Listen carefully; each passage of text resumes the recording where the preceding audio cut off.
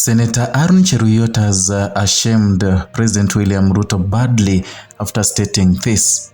Welcome to Kenya Lens Media, where we bring you news updates as they break, and kindly consider subscribing. Now, Senate Majority Leader Cheruiyot has launched a sharp political attack on the emerging United Opposition Coalition, declaring that its leaders lack the moral authority to criticize the Kenya Kwanza administration on the governance and development. Speaking in Kericho County during government-backed dairy empowerment event, Cheryot framed the opposition's recent mobilization efforts as political theater rather than genuine public advocacy. His remarks came at a time of heightened political activity across the country, with opposition figures simultaneously touring Ngozi region in a bid to consolidate support ahead of the 2027 general election.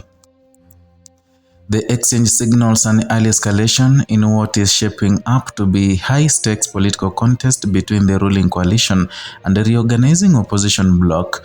Cheruiyot's comments were delivered at Moi Gardens, where the government handed over milk coolers to local dairy farmers. The setting was significant since it allowed the majority leader to contrast what he described as administration's tangible development work with what he portrayed as opposition rhetoric.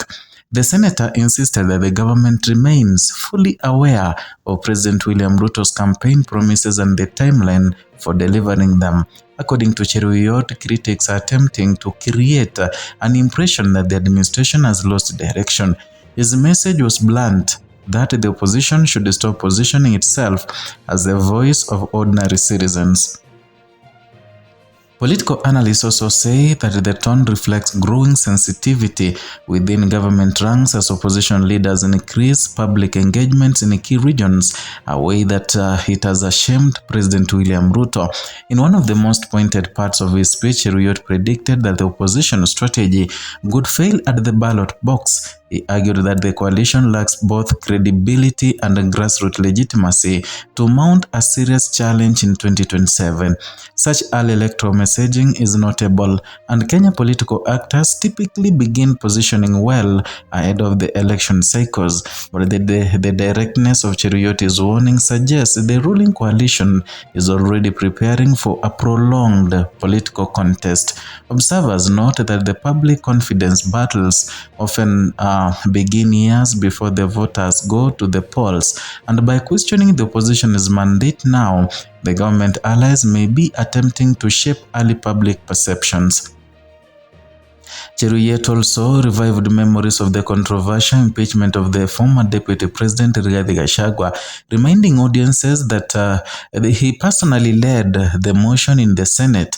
He declared he could take the same action again if circumstances allowed or rather required, a statement widely interpreted as both defense of past decisions and political warnings to critics. The impeachment remains one of the most polarizing episodes in the recent Kenyan politics. By bringing it back into the conversation, Cheruiyot appeared to be reinforcing the ruling coalition narrative that its actions were lawful and justified. However, opposition supporters continue to view the episode as politically motivated, meaning the issue is likely to remain a flashpoint as the next election cycle approaches. Beyond the political rhetoric, the Kericho event also highlighted the government's economic messaging. The distribution of the milk coolers to farmers formed part of the broader push to modernize Kenya's dairy value chain. Cheruiyot emphasized that the farmer welfare remains top priority for the administration. He outlined plans to use the technology and infrastructure upgrades to increase milk production, reduce post-harvest losses, and also improve farmer earnings. The event was attended by Livestock Principal Secretary Jonathan Yake and Eric Mtai, both of whom echoed the government's commitment to agricultural transformation. From political communication standpoint, the dairy initiative serves a dual purpose. delivering practical support to farmers while reinforcing the ruling coalition development credentials. Cheruiyot's remarks came as opposition leaders were simultaneously conducting a high-profile tour of the Gusii region, where they have been attempting to project unity under the United Opposition banner. The tour gained additional attention after former Interior Cabinet Secretary Fred Matiang'i was ceremoniously endorsed by local leaders as a key community spokesperson. The opposition delegation has included prominent figures such as Rigathi Gachagua, Kalonzo Musyoka, George Natembeya, and Eugene Wamalwa. Their joint appearances are widely viewed as an attempt to overcome historical fragmentation within Kenya's opposition politics. The parallel events in Kericho and the Gusii region illustrate the competing political narratives now emerging. On one side, the Kenya Kwanza leadership is emphasizing delivery, development, and sector-specific interventions such as a dairy modernization. On the other, opposition leaders are framing their campaign around economic hardship, cost of living pressures, and also what they describe as unmet political or other government promises. This clash of narratives is likely to define Kenya's political discourse over the next 2 years. Analysts also say whichever side successfully aligns its messaging with everyday voter concerns could gain a significant advantage. Kenyan politics has long been characterized by early coalition building and narrative battles well before formal campaign periods begin. Since the return of multi-party politics in the 1990s, ruling parties have typically leaned on development achievements to defend their record, while opposition groups have focused on accountability and economic grievances. The current exchange between Cheruiyot and opposition leaders fits squarely within the historical pattern. What may differ this time is the increasingly data-driven nature of the voter behavior and the growing importance of economic performance in shaping political fortunes. The focus on dairy farmers in Kericho is also politically significant.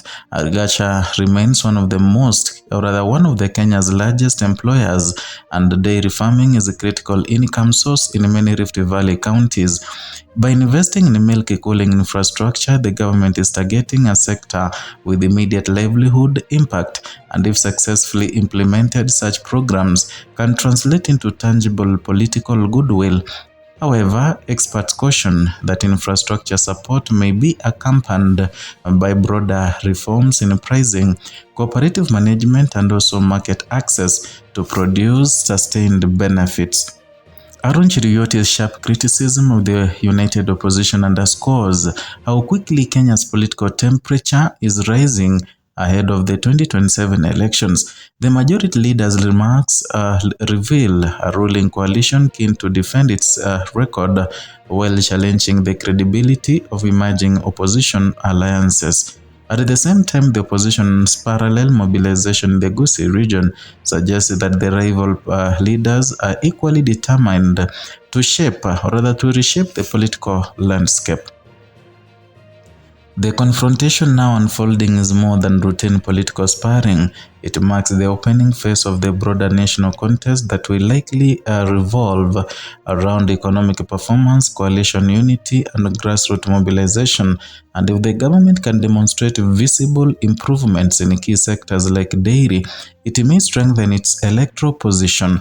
But if the opposition successfully channels public frustration into a unified political movement, the balance of power in Kenya could shift dramatically by 2027. That's all for today from Kenya Lens Media. Kindly subscribe to our YouTube channel.